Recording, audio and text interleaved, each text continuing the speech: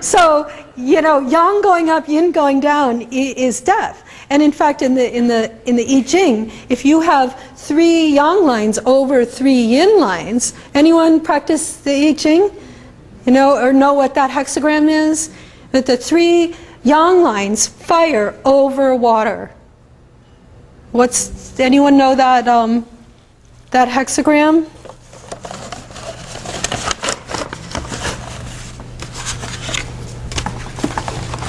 Anyone? And no I Ching scholars here? Huh? What? So it's 3 yang lines over 3 yin lines. So fire over water is, what's that character? Somebody must. What? P. Resistant. It's P, or obstruction, right? And even, right, is that P? Did I draw it correctly? P. And if you have like the disease radical over, it means obstruction, it's focal distension. Like a block in the middle of the body that prevents the chi dynamic from working is P with the disease radical over it.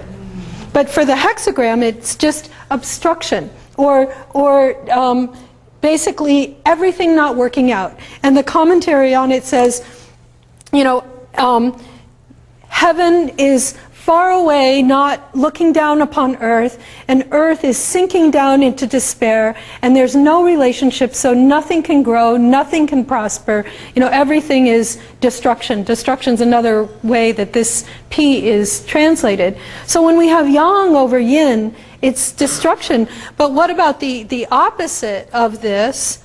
I don't need to draw it. So you have the yin line over yang line.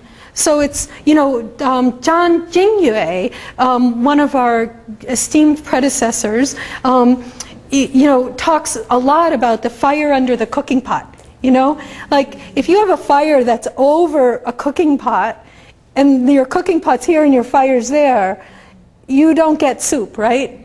And so he talks a lot about the Mingmen fire, you know, that's underneath the cooking pot of the spleen, and how that fire has to be rooted there.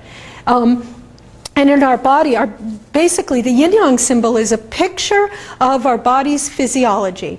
And it says yang is coming in from heaven through our lungs into our heart. We breathe the yang influences in through our lungs into the space of the heart, and it's brought deep within our body to root as the Mingmen fire. That's the fire that's under the cooking pot.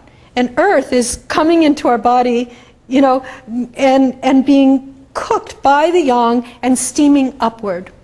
So yang actually comes down and roots. Physiological yang comes down from heaven and roots deep in our body. Yin comes from the earth into our body and then is transformed by yang. So yin that is not transformed is not physiological yin. Yin has to be cooked by fire, to be steamed up and spread throughout our body to become moisture.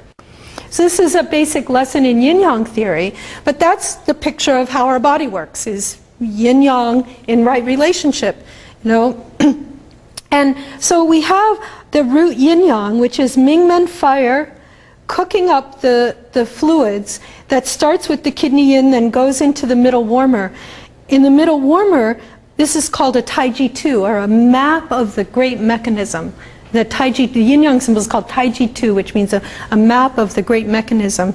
So we have our root yin-yang that cooks and steams up into the middle warmer yin-yang, which is qi and blood. It produces qi and blood. It goes up even further out to the surface of our body, and what does it become there? Any thought?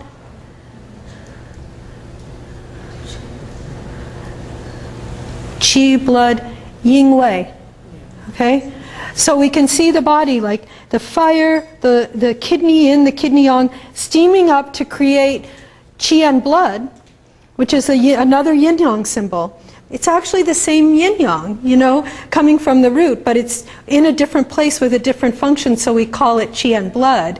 Then when it goes up to the lungs and the heart and the surface of the body, it's the yin and the wei.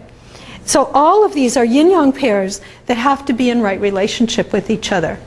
So the qi and blood, the reason I put the qi here is because qi is inside and underneath blood. It's right relationship. We know that qi governs the blood. It's in there. It's making the blood move. The blood houses the qi. Right? So they have to stay in right relationship and not come out of right relationship. Yin-yang shouldn't come out of right relationship. You know, in general, anytime yin-yang comes out of right relationship, we get symptoms. You know, yang will, pathological yang that's not rooted by yin will tend to flare up. And pathological yin will tend to go down. You know, and be things like edema and things like that. So, you know, in some ways we could say all of our medicine is about getting yin-yang in right relationship in one way or another, getting it back into right relationship and cleaning up the mess from it not being in right relationship. So that's a little long way around talking about the blood, but we have to understand the nature of blood so we can understand how to treat it. So blood should have lots of qi in it, and there should be a lot of blood to house the qi, and that's healthy blood is actually not just blood, it's qi and blood. It's actually the qi that makes it red. So if blood loses its right relationship, then the blood part goes out of the blood, the liquid part goes out of the blood, and the qi part also goes out of the blood. So what does that become? You know, if blood and qi lose their right relationship. Any thoughts? It's the blood can't move very well because it's lost its qi, right? Also, the blood aspect becomes dampness and edema.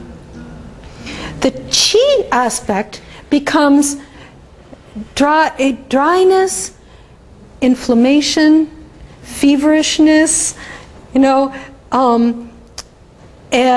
like wind. Qi that's not in blood is pathological, and it tends to be more yang, so it'll move around. It might itch, you know, it might create spasms and pain, you know, but it's not going to move very well because it's not in a pathway.